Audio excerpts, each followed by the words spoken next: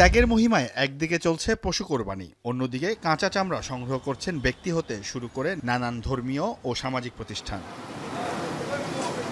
সকালে কোরবানির আনুষ্ঠানিকতা শেষ হতে না হতেই বিভিন্ন পাড়া মহল্লা থেকে কাঁচা চামড়া সংগ্রহ করে রাজধানীর বিভিন্ন পয়েন্টে জড়ো হতে থাকে মৌসুমী ব্যবসায়ীরা। এসেই দেখা গেল সেই চিরচেনা পরিচিত চিত্র। একদিকে বেশি দামে কাঁচা চামড়া ক্রয় করেছেন মৌসুমী ব্যবসায়ীরা, অন্যদিকে এই দামে কিনতে আগ্রহী নন ফরিয়া বা ট্যানারি প্রতিনিধিরা। বাঘ বিতণ্ডার মাঝেই কেউ কেউ কম দামেই চামড়া বিক্রি করে দিয়েছেন, আর এতে আক্ষেপের শেষ নেই মৌসুমী ব্যবসায়ীদের। সরকার নির্ধারিত দামে চামড়া ক্রয় করা হচ্ছে না বলেও অভিযোগ তাদের। ওনারা দাম বলতেছে 500 করে দাম বলতেছে, আমরা 1200 করে বলছি, কিন্তু ওনারা 1200 দিবে না, 500-700 টাকা দাম বলে, আমাদের ভাবে ফায়দা পড়ে না। তো এটাই এবার এই যে কিনে আছে আপনার 1050 দাম বলতেছে 900, 1000 একজনে বলে, আবার 950 এমন। এই একটা চামড়া আমরা মানে কিনছি 600-700 করে, ওনারা আমরা বলছে 550 টাকা। অন্যদিকে দাম কিছুটা বৃদ্ধি পাওয়ার অপেক্ষায় অনেকেই। কোরবানির পশুর চামড়া অনেকেই দান করেন ধর্মীয় প্রতিষ্ঠানে, আবার চামড়া বিক্রির অর্থ দান করা হয়। তারপরও চামড়ার সঠিক মূল্য না পাওয়াতে আক্ষেপ তাদের। যারা মৌসুমি ব্যবসা করে তারা কোনো সময় লবণ দিয়ে ব্যবসা করে না, তারা কিনে নিয়ে আসে বাড়ি বাড়ি, আবার তারা বেচালায়, নগদে বেচালায়। মাদ্রাসার দান করছি তো, এটা যা দিল এটা আমরা ব্যবসা না। আমরা লবণযুক্তটা 1200 টাকা, তেমন 300 টাকা ওনার 100 টাকা লাভ রাখতে পারে, 800 টাকা তো আমাদের দিতে পারে। কথার কথা উনি যে রেট বলছে 500-550। এই চামড়াগুলো মূলত আপনার মাদ্রাসায় দিচ্ছে। তখন মাদ্রাসাতে যখন আমরা নেই, তাদেরকে একটা মুনাফা যদি না দিই তাহলে ব্যাপারটা কীরকম থাকে, তার জন্য তাদেরকে আমরা প্রত্যেকটা চামড়া 700-800 করে দিচ্ছি। তো সেক্ষেত্রে আমাদের যদি 1000 টাকার উপরে যায়, সেক্ষেত্রে আমাদের জন্য প্রফিটেবল হবে। এবছর প্রতি পিস লবণযুক্ত চামড়ার দাম নির্ধারণ করা হয়েছে 1200 টাকা। তবে লবণ ও শ্রমিকের খরচ বাদ দিয়েই কাঁচা চামড়া ক্রয় করছেন তারা, এমনটাই দাবি ট্যানারি প্রতিনিধিদের।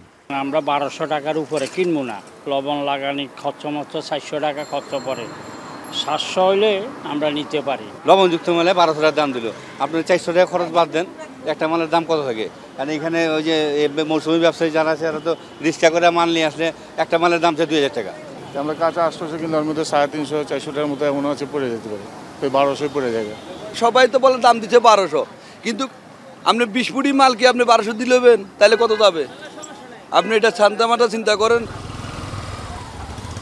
বাৎসরিক চামড়ার চাহিদার প্রায় 60% কোরবানির ঈদে সংগ্রহ করেন আড়তদার ও ট্যানারি মালিকরা। সরকার নির্ধারিত দামে চামড়া কেনার দাবি ট্যানারি অ্যাসোসিয়েশনের। ঢাকার চামড়াটা আসলে তেমন বড় ধরনের সমস্যা কখনোই হয় না এবং হবেও না। ঢাকার বাইরের চামড়াগুলি সাধারণত সল্টিং বা বিভিন্ন সময়ে বিভিন্নভাবে সংগ্রহের সমস্যার কারণে একটু সমস্যা হইতে পারে। বিসিকে যে সাভারের সিটিপিটা আছে সেটার উপরে অনেকাংশে ডিপেন্ডেন্ট। আমরা এখন এলডব্লিউজি সার্টিফিকেট দিতে পারছি না শুধুমাত্র সিটিপির কারণে। সুতরাং সিটিপি নিয়ে এখন সরকার খুব আন্তরিক, দ্রুতই কাজ হয়ে যাবে আশা করতেছি। বাট যতদিন না হবে ততদিন আমরা যেহেতু কমপ্লায়েন্স পুরোপুরি অর্জন করতে পারছি না, সুতরাং আমাদের এক্সপোর্টটা একটু বিলোতেই থাকবে এবং উইদিন 1 ইয়ার বা 2 ইয়ারের ভিতরে আমরা ইন্টারন্যাশনাল সার্টিফিকেশন পাওয়া শুরু হলে আমাদের বাজার অনেক ভালো হয়ে যাবে ইনশাল্লাহ। রাজধানীর বিভিন্ন পয়েন্ট থেকে সংগ্রহ করা বেশিরভাগ কাঁচা চামড়া সরাসরি সাভার বিসিক চামড়া শিল্প নগরীতে পৌঁছে যাচ্ছে। এছাড়াও পোস্তার আড়তদাররা চামড়া সংগ্রহ করে সেগুলো ট্যানারি মালিকদের কাছে বিক্রি করবে। 7 দিন পর থেকে ঢাকার বাহিরের চামড়া সাভার বিসিক চামড়া শিল্প নগরীতে ঢুকতে শুরু করবে। এবছর কোরবানির ঈদ থেকে প্রায় 1 কোটি পিস কাঁচা চামড়া সংগ্রহের লক্ষ্যমাত্রা নির্ধারণ করেছে ট্যানারি ব্যবসায়ীরা।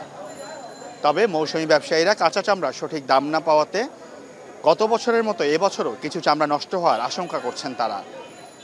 ফলে কাঁচা চামড়া সংগ্রহের যে লক্ষ্যমাত্রা সেটি পূরণ না হওয়ার আশঙ্কা রয়েই যাচ্ছে।